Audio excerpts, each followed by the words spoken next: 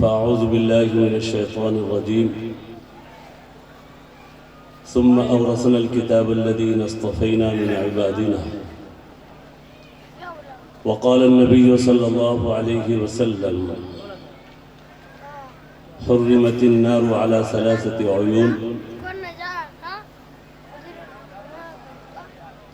حرمت النار على ثلاث عيون عين سهرت بكتاب الله وعين غضت عن محارم الله وعين بكت من خشية الله سبحان ربك رب العزة عما يصفون وسلام على المرسلين والحمد لله رب العالمين اللهم صل على سيدنا محمد وعلى آل سيدنا محمد وبارك وسلم اللهم صل على سيدنا محمد وعلى آل سيدنا محمد وبارك وسلم اللهم صل على سيدنا محمد وعلى آل سيدنا محمد وبارك وسلم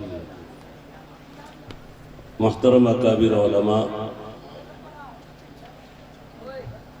اراکین جلسہ اراکین مدرسہ اور سہرسہ بستی کے باشندگان، یقیناً اس وقت ہمارے تمام علماء کرام کو یہ مجمع دیکھ کر بے حد خوشی ہو رہی ہوگی۔ جلسوں میں آج کل تمام علماء کو، مقررین کو یہی شکایت ہے کہ مجمع جمتا نہیں،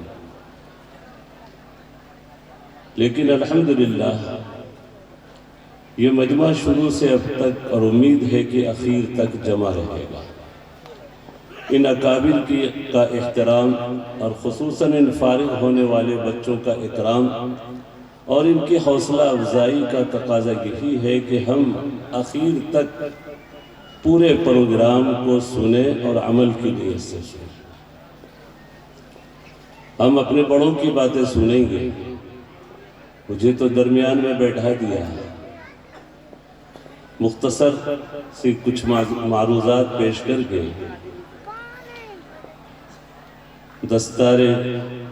دستار بندی ہوگی جب تک نائب امیر شریعت حضرت مولانا شمشاد صاحب بھی تشریف لے آئے گے۔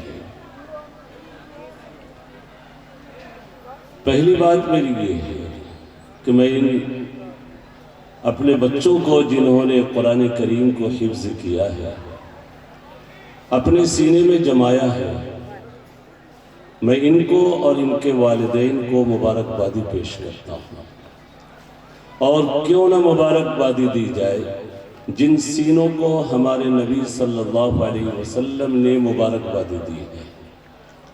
اللہ کے نبی صلی اللہ علیہ وسلم کا یہ ارشاد ہے، طوبى لأجواف تحمل هذا القرآن، ان سینوں کے لیے خوشخبری ہو، ان سینوں کے لیے خوشخبری ہو جن سینوں نے اس قرآن کو اپنے سینے میں اٹھایا ہے، رکھا ہے، محفوظ کیا ہے۔ حدیث پاک میں عموماً حافظ قرآن کے لیے حامل کا لفظ آتا ہے، حملہ کا لفظ آتا ہے۔ ہم لوگ اپنی اصطلاح میں حافظ بول دیتے ہیں، حافظ تو در حقیقت اللہ ہے، قرآن کریم کی قیامت تک حفاظت کرے گا۔ اللہ کے نبی صلی اللہ علیہ وسلم نے حفاظ کے لیے حدیث پاک میں حامل کا لفظ اور حملہ کا لفظ استعمال کیا ہے کہ سینوں میں یہ اپنے سینوں میں قرآن کریم کو اٹھائے ہوئے ہیں۔ حامل القرآن حامل رحمت الاسلام، ایک حدیث میں فرمایا کہ قرآن کو اپنے سینے میں رکھنے والا گویا اسلام کا جھنڈا اٹھانے والا، یہ فقط حافظ ہی نہیں، انشاءاللہ یہ اسلام کے اور دین کے بڑے داعی ہوں۔ اسی لیے حضرت سعید بن مسیب رحمت اللہ علیہ کے بارے میں مشہور ہے، جب آپ کسی مکتب یا مدرسے کے پاس سے گزرتے، آج جن مدرسوں کی اور مکاتب قرآنیہ کی ہمارے دلوں میں عزت نہیں ہے، جبکہ یہ حقیقت ہے کہ ان مکاتب اور مدارس کی برکت سے آج مسلمانوں کی حفاظت ہو رہی ہے۔ ہمارے حضرت پہلے شیخ حضرت قاری صدیق صاحب باندھوی رحمۃ اللہ علیہ اکثر یہ جملہ فرماتے تھے کہ لوگوں، اللہ تعالیٰ نے صرف قرآن کریم کی حفاظت کا وعدہ نہیں کیا ہے، بلکہ جن بستیوں میں، جن گھروں میں، جن جگہوں پر قرآن کریم کی تلاوت ہوگی، اللہ ان بستیوں کی بھی، ان شہروں کی بھی، اور ان جگہوں کی بھی، اور ان جگہوں سے محبت رکھنے والوں کی بھی اللہ حفاظت فرمائے گا۔ آج اتنے گناہوں کے باوجود ہماری حفاظت ہو رہی ہے۔ حقیقت یہ ہے ہم اس لائق تھے کہ زمین میں دھسا دیے جاتے ہیں، ہر شخص اپنے گناہوں سے واقف ہے۔ ہم اس لائق تھے کہ آسمان ہمارے پر ٹوٹ کر گر پڑتا، لیکن نہیں، اللہ آج ہماری حفاظت کر رہا ہے۔ اللہ نے زمین میں نہیں دھسایا ہے، آسمان کے ٹکڑے ہم پر ٹوٹ کر نہیں گرے۔ ان حفاظ کرام کی برکت سے، ان چھوٹے چھوٹے مکاتب اور مدارس کی برکت سے اللہ ہماری حفاظت کر رہا ہے۔ مدرسے کو چھوٹا بھی کیوں کہا جائے، کوئی مدرسہ چھوٹا نہیں ہوتا، کوئی مدرسہ، کوئی مکتب چھوٹا نہیں ہوتا۔ ہمارے حضرت وستانوی، اللہ ان کی عمر میں برکت دے، ان کے سائے کو ہم سب پر تادیر قائم رکھے۔ ان دنوں بیمار چل رہے ہیں، دعا کرے سارے حضرات، خصوصاً رمضان المبارک کی دعاؤں میں یاد رکھے۔ حضرت اکثر فرماتے ہیں کہ دیکھو کوئی مدرسہ چھوٹا نہیں ہوتا، چونکہ جس طریقے سے ہماری مسجدوں کی نسبت بیت اللہ سے ہے، ہر مسجد بیت اللہ کی شاخ ہے، اور ہم اسی طرح ہر مسجد کا احترام کرتے ہیں جس طریقے سے بیت اللہ کا احترام اور بیت اللہ کی عظمت، خانہ کعبہ کی عظمت ہمارے دلوں میں، اور جن دلوں میں جتنا زیادہ تقوی ہوگا، پرہیزگاری ہوگی، اللہ کے شعائر کی، مساجد کی، بیت اللہ کی اتنی ہی تعظیم ہوگی۔ مَن يُعَظِّمْ شَعَائِرَ اللَّهِ فَإِنَّهَا مِن تَقْوَى الْقُلُوبِ۔ جن دلوں میں اللہ کے شاعر کا احترام ہوگا، جن دلوں میں تقوی ہوگا، پرہیزگاری ہوگی، وہ اللہ کے شاعر کی اور دین شاعر کی تعظیم بھی کرے گا، اللہ کے شاعر کی تعظیم کرے گا۔ جی حضرت کی بات چلی تھی کہ حفاظت قرآن ہی کا وعدہ نہیں، بلکہ اللہ قرآن کریم سے محبت رکھنے والوں کی، اور ان شہروں کی، ان قریوں کی، ان دیہاتوں کی بھی اللہ حفاظت فرمائے گا جہاں قرآن کریم کی تعلیم ہوتی ہے۔ اور مدرسے چھوٹے نہیں ہوتے، کوئی مدرسہ مکتب چھوٹا نہیں ہوتا، اس لیے کہ مدرسوں کی نسبت صفحہ نبوی سے ہے۔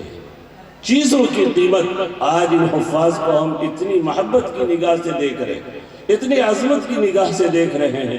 کیا خصوصیت پیدا ہو گئی، معلے میں بھی ہمارے کتنے ایسے بچے ہوں گے، ہم نے وہ عظمت اور محبت کی نگاہ ان پر نہیں ڈالی، لیکن ان کی عظمت اس لیے بڑھی، چیزوں کی قیمت نسبت سے ہوتی ہے، ان کی نسبت قرآن سے جڑ گئی، ان کی نسبت قرآن سے جڑ گئی۔ ایک چھوٹا سا معمولی کپڑا کہیں بھی پڑا رہتا ہے، لیکن ہم نے اس کپڑے کو سے جزدان بنا دیا، قرآن کا غلاف بنا دیا، کوئی ایمان والا اس کو پاؤں لگانا بھی گوارا نہیں، نیچے رکھنا بھی پسند نہیں کرے گا۔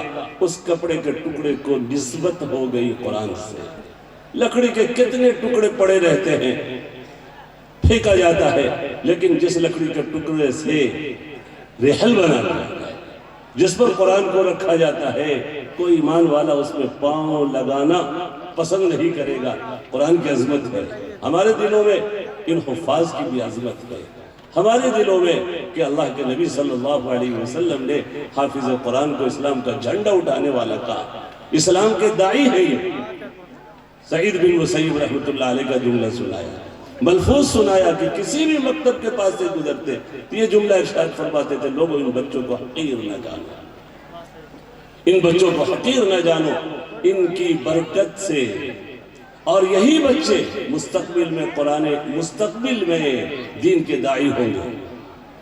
ہمارے اکابر کوئی بیمار ہوتا، کوئی ایسی بیماری میں مبتلا ہوتا جو لا علاج ہو، تو یہ جملہ ارشاد فرماتے تھے بھائی کہو اس سے وہ شخص علیک بدعاء اہل الکتاتیب القرآنیہ کہ مکتب اور مدرسے کے بچوں سے جا کر وہ دعا کرائے اپنے لیے۔ یہ عظمت ہے، قرآن کی عظمت کیوں نہ ہو۔ عظمت اگر ایک غیر مسلم بھی قرآن کریم کی عظمت اپنے اندر پیدا کرتا ہے، جو ایمان سے محروم ہے، ایمان سے محروم ہے، تو اس عظمت کا فائدہ اس کو دنیا کی زندگی میں ملتا ہے، ہر نیکی کا اثر ہوتا ہے۔ کافر غیر ایمان والا آخرت پر ایمان نہیں رکھتا ہے، اللہ اس کی نیکیوں کا صلہ دنیا میں دے دیتے ہیں۔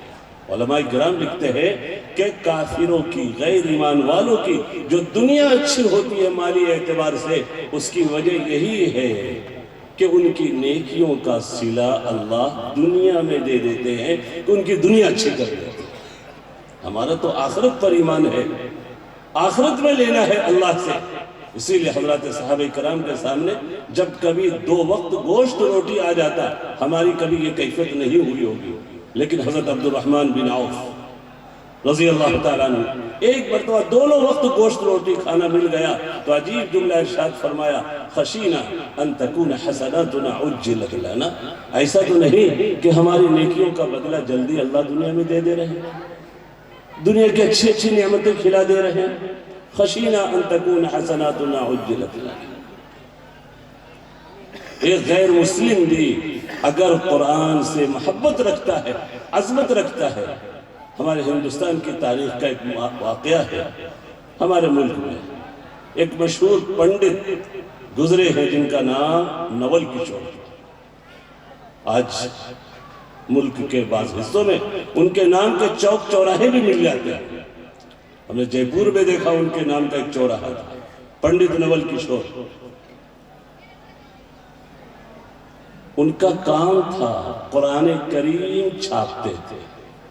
ایک غیر مسلم قرآن کریم کی طباعت کی ذمہ داری اور قرآن کریم کے لیے پریس قائم کرے۔ ان کے پریس دہلی میں تھے، لاہور میں تھے، ملک کی آزادی سے پہلے، پنڈت نول کشور۔ آج قرآن کریم کے بعد نسخے بھی مل جائے